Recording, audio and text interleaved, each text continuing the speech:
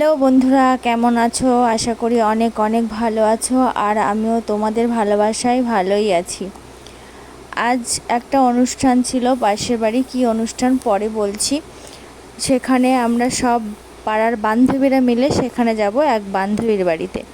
তো আমি কোথাও গেলে পরে একটু শাড়ি পরতে পছন্দ করি। কোনো অনুষ্ঠান হলে আমি সেখানে শাড়ি পরতে যেতেই ভালোবাসি। সবার হয়ে গেছে, সবাই রেডি হয়ে দাঁড়িয়ে আছে। আমার একটু লেট হয়ে গেছে, একটু কাজ ছিল সেই কারণে লেট হয়ে গেছে।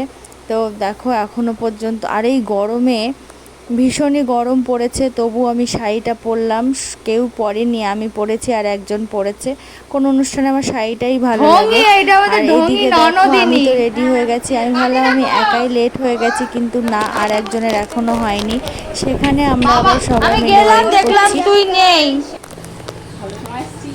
বলতে বলতে চলে এসেছি। এক এক করে সবাই ঢোকার পরে বান্ধবী ছিল, তখন বলা হয়নি, বান্ধবী ছিল। স্বাদের অনুষ্ঠান, তো খেতে বসেছিল, তাই জন্য ওর ভিডিওটা করিনি। খেতে বসলে ভিডিও করতে নেই, সেই কারণে। তারপরে খাওয়া হয়ে যাওয়ার পরে ওকে আমরা ডেকেছিলাম। এই হলো আমাদের পাড়ার বান্ধবী, মানে যা আমরা সবাই বান্ধবীর মতোই থাকি। এই যে আমাদের সব বান্ধবীগণ, এই যে আসো আসো ফটো তুলি, ফেসবুকে ছাড়বো। ফেসবুকে চারিধারে যাও, দেখো ছবি তোলার চোর দেখো। আসবে চলো তো, সবাইকে একা করতে গেলে বৌদি ঘরে চলে যাবে। ও বৌদি আসো ফটো তুলি। এই দেখো ফটো, এই কুচুটি সব জায়গায় থাকে।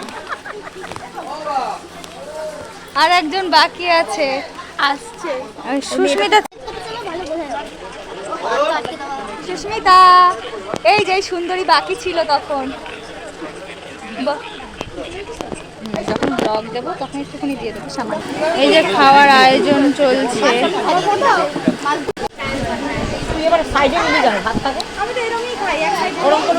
বনিদি লজ্জা করে খাবে না, পিঙ্কি মামি তুমি কিন্তু লজ্জা করে খাবে না, সুস্মিতা লজ্জা করে খেও না, সোনু তো লজ্জাই নেই।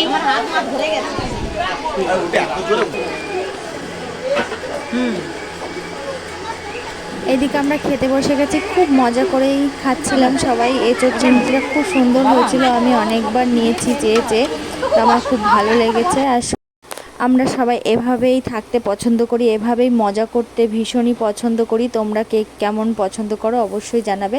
আর ভিডিওটি ভালো লাগলে একটা গঠনমূলক কমেন্ট করে পাশে থাকবে। দেখা হবে নতুন একটা ভিডিও নিয়ে। ততক্ষণ সুস্থ থেকো, ভালো থেকো। আজকের মতন বাই।